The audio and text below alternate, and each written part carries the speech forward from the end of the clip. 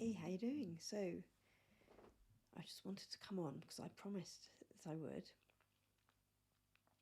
And I'm going to talk about today how to improve your mental game. Because speaking to a few of you, which I've done since the group's started a couple of weeks ago now, getting a bit more of an idea about what's going on for people, which has been great. So thank you for that. So the best way to improve your mental game. Now, some of you who know me, who have worked with me before, may know that I use EFT and hypnotherapy to help with mental game, because it really does have the best effects. Instead of this trying to be positive, which, as we know, in the heat of the moment, when we're feeling anxious, when the pressure's on, we're feeling nervous, we're trying to do something, try something, and we're feeling the pressure, and we say, no, just relax, just relax. We know actually telling yourself just to relax has completely the opposite effects and does absolutely nothing. I mean, sometimes it can do, but generally it's not the most effective thing to do, because then it can just add then to more frustration as you don't relax, and then you get more annoyed with yourself, more frustrated. Why aren't I relaxing? The pressure's building, tension's building, and it's not just relaxing and being positive isn't having the effect that you want. So the way I work generally when I work with people is to use EFT, or sometimes hypnotherapy as well, or a combination of both, which is the most powerful. But using EFT, which stands for Emotional Freedom Technique. Now, why do I use this? Because you can use it in the moment, in your game, in your match, whether you're a tennis player, a runner, a golfer, whatever your sports are. Yes, you can use it in the moment to lower your cortisol levels, which is what it does, but really you kind of want to do it outside of your sport. You want to do it before you're playing, because what it does, it has really long-lasting effects, because it's working with your subconscious mind, not just your conscious mind. So because you're working with the subconscious mind, imagine you've got the tip of an iceberg, and at the top of the iceberg you've got your conscious mind, okay?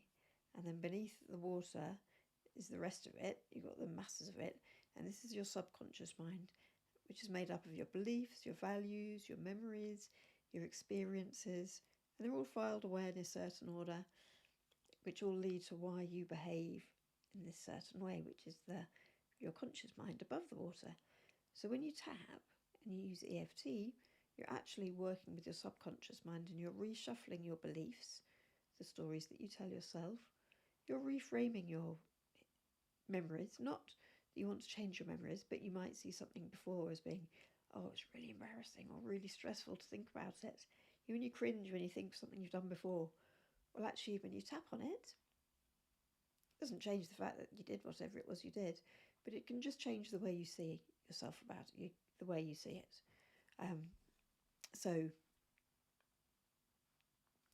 So then when you've reshuffled all your subconscious and reframed it, and just seeing things from a different point of view, actually what's going in your conscious mind, in that bit, that tip of the iceberg, actually is easy to do.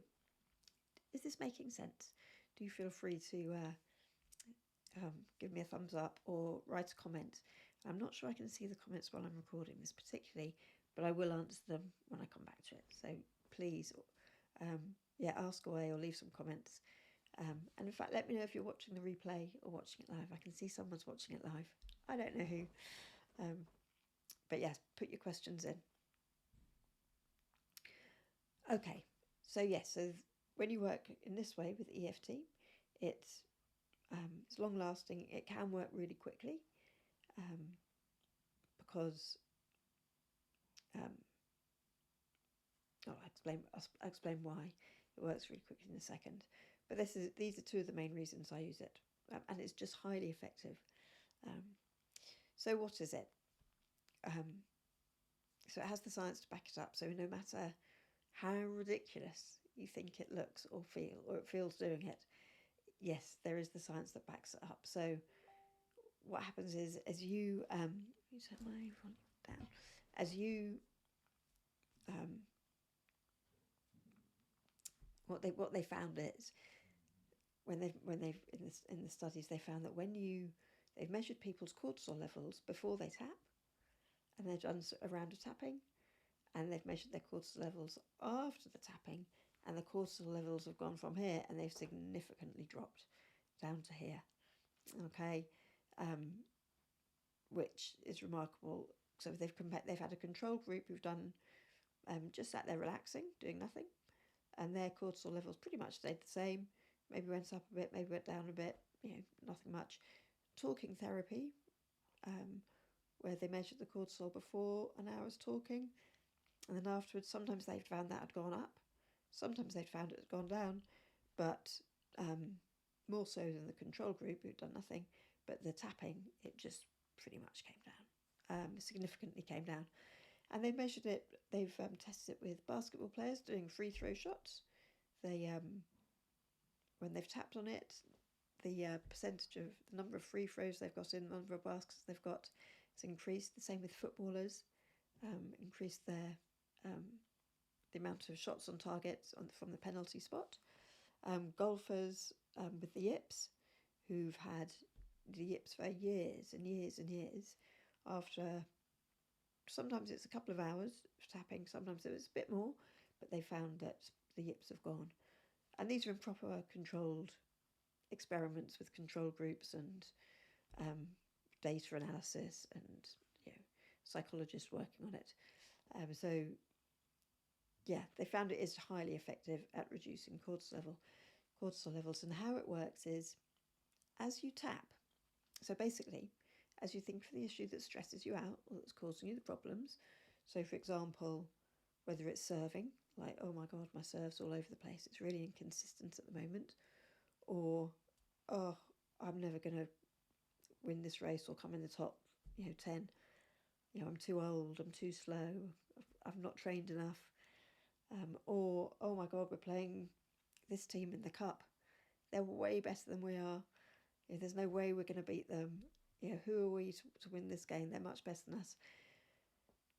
So these are the sorts of issues that can go on a petrol. Oh God, I've just made that mistake again, and the frustration that can then creep in, or taking a penalty, or the pressures on you to score. So these sorts of situations that can arise in a game or a match, depending on what your sport is. As you talk about the issue and what it is that's stressing you out about, I'm using the word stress very loosely, okay, but just because we all kind of know what that is, it's stressing you out. It's the issue in hand. But as you tap on the various acupressure points, now these acupressure points is the end points of the meridians that the Chinese medicine use for acupuncture, but we're not using needles, obviously we're just tapping, so it still stimulates these points. As you tap on them and talk about the issue, either out loud or think about it in your head, the issue is still there, like, I've got to serve, my serve's inconsistent, or I'm going to take this penalty, or I'm playing really badly, I've made that same mistake again. But as you tap, as you focus on that issue, your cortisol levels come down, so the issue just isn't stressful anymore. Yes, you want a certain amount of alertness and adrenaline, you want that, because when you're playing sport, you don't want to be too relaxed, otherwise it's, couldn't care less, can't be bothered to do it. So you do want your heart pumping, you do want the blood pumping around your body, you do want to be on high alert, so you don't want to relax it too much, but with the tapping you can regulate it, so you can pretty much be as alert or not as you want about it. But basically, so then when you think of that serve or that penalty or that golf shot, it just no longer causes the same amount of stress as it did before. So you can just focus on whatever it is you need to focus on, whether it's your grip, whether it's just relaxing your muscles, whether it's just, where am I going to serve to? Do I want it down the line, down the middle, take them out wide? You can just focus on that, or running a race, having the strategy, not just running and stressing about, oh my God, I'm so old or rubbish, I'm never going to finish, let alone win. Okay, so these are the sorts of things in sport that you can use it for. Obviously, outside of sport, you can use it on a whole myriad of things as well. But hopefully that's helpful. So then if you work on it outside of your sports, like your match day setting, then you can deal with all these things before you get back out on court or get back out onto the pitch. So it could be, as you're tapping, oh, I serve so inconsistent, or just use that as an example. I serve so inconsistent, and it might be think, oh, that's so frustrating, so frustrating. And you kind of just follow the train. And as you can imagine, we're starting off with my serve so inconsistent, which is your logical mind. But then as you tap, and actually you're relaxing, your cortisol level comes down. So you're taking away your conscious thinking, going into the subconscious. And actually then you might be thinking, oh, God, this is so frustrating. So annoying, I don't know what that's about. And then by pure random chance, you might think of a memory about last time you were that frustrated. It might not have anything to do with tennis. It might have something to do with work or relationships or family or something totally unrelated. And before you know it, you find you're tapping on that. And you think, oh, actually, I thought I was tapping on my serve. And then you finish tapping, and then literally the next time you go out and play, your serve is as consistent as it always was, or whatever shot it is you're trying to play. So does that make sense? Because you've reshuffled what's something in your subconscious that you've had these beliefs around, these thoughts around, these emotions around, that you've been carrying around for a long time. And they've kind of set. Our mind loves, our brain loves, consistency. And it's the path well trodden, so it's very easy for it to follow that negative train of thought, because it's not that we don't want to feel frustrated or annoyed. We do, that's fine. We don't want to be happy that our serve's inconsistent, that we're, maybe we do need to think, well, actually, I'm a bit older. Maybe I do need to, take more, do more strength and conditioning, do more, watch what I eat, do a bit of meditation, do a bit more self-care, whatever it is. We don't want to not feel these things or think these things. They're really important. It's us, it's how we feel. It's our beliefs, our emotions. And that's really important. So we just don't want to get stuck on them. Because this is how this tapping came about originally. It was the Chinese, as I mentioned before, the Chinese medicine. And I'm not a Chinese medicine expert, as you're about to find out. These acupressure points that we're tapping on, the end points of the meridians, the theory is, in Chinese medicine, that the meridians run around our body. We've got our lymphatic system, our cardiovascular system, but also our meridian system. And in the meridian system, it's where the energy, the chi, flows round. But there can be blockages. Things can get trapped. So when we have an emotion that we can't get past, say the frustration or the anxiety or the something, the stress or the upset that we're feeling, and we can't get past it, that's when the tapping comes in, because EFT stands for Emotional Freedom Technique. So it literally does release these emotions and lets them flow round our meridians again, like I said, not because we don't want to feel them and notice them, we just don't want to get stuck on them so that they hinder our performance. And obviously we're here for sport, but it could be in any other aspect of your life as well. Oh, and that is another thing. So you might be tapping on for my inconsistent serve or my imposter syndrome or my lack of motivation. But because you're dealing with the underlying issues, you might notice that another part of your life as well where you were frustrated or weren't motivated or felt uncomfortable.